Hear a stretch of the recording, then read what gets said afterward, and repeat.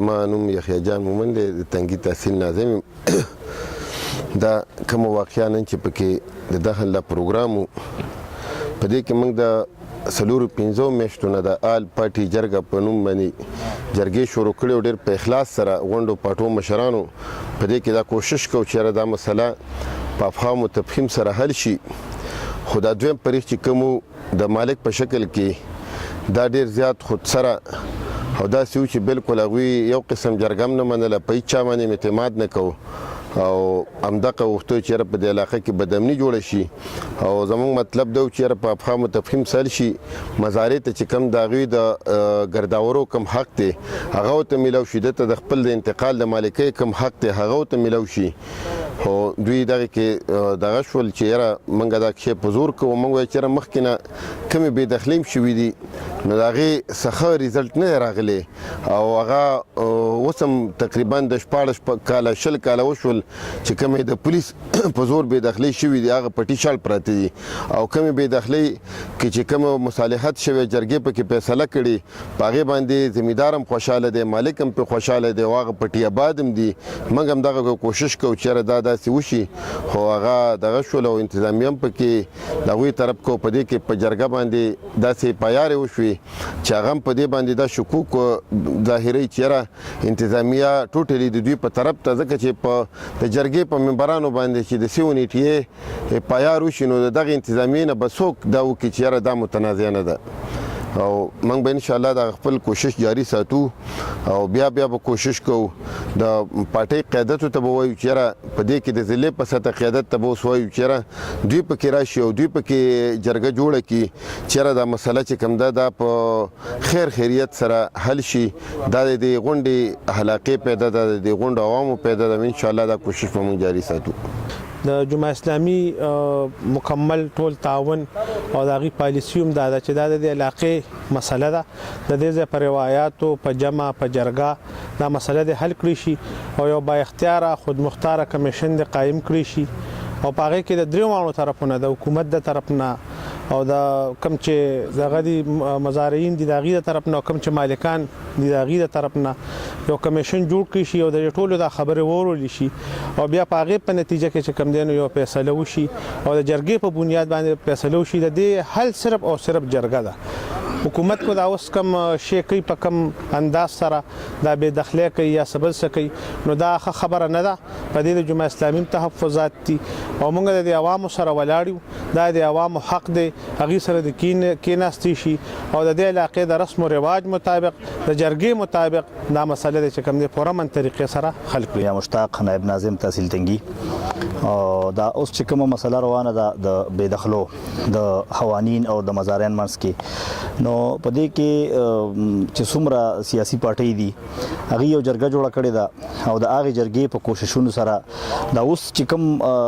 وشو نقصان وشو کافي حده پورې، خو زیات نقصان نه د جاني نقصان نه مونږ بچ په دې وجه شو چې دا د دې جرګې په هغه دغه سره چې هغې خلکو کې هغه اویرنس او هغه پوهه راوستې ده چې ټوپک وغیره دا به بالکل نه رالی، دا د دې سیز نه دی. مونږ به خپل قانوني جنګ چې کوم دی کوو، خپل قانوني احتجاج به کوو او داسې لاس د ټوپک وغیره دا به بالکل نه کوو. نو په دغه سره چې کوم دی بیا دا اوس چې مونږ ته کومه دغه وشوله او مونږ دې ځای کې نظربند کړی شوي یو نو دا د ډي پي او صاحب حالانکې د هغه الفاظ چې کوم دي هغه داسې الفاظو مونږ ته چې تاسو شرپسند یې، خو د امن خرابولو دپاره بیا داسې خلک په دې کې منځ کې راشي، قوانین چې کوم دي خانان چې کوم دي هغې خپل دغه مفادو دپاره هغې خپل ناظران وجني، هغې خپل کوټه وجني، هغه مسلې چا ته جوړېږي هغه یې په یارې په چا باندې کېږي، هغه هم په دې سیاسي خلکو باندې کېږي، همدغه زمیندارو باندې کېږي. نو دغسې چې کوم دی مونږ د ډي پي او صاحب نه هم د ډي سي صاحب نه هم چې په دې کې چې کوم دی خودمختاره کمیشن جوړ شي او هغه کمیشن دا مونږ نه غواړو چې سیاسي پارټونه مونږ نه دي نه د ډسټرکټ نه دي جوړ کړي، د دې ځای نه دي جوړ کړي، دغه خلک دي نه، خو چې هغه د دې خلکو په جرګو باندې د قبایلو په دغه باندې رسم و رواج باندې پوهېږي او دا چې کومه مسله روانه ده او دا حل کړي په جرګه باندې. زما نوم موسی خان صافي دی، د شمالي اشنغر اوسیدونکی یم، د ډکي میرآباد د جماعت اسلامي د ضلع 400 نائب امیر. کومه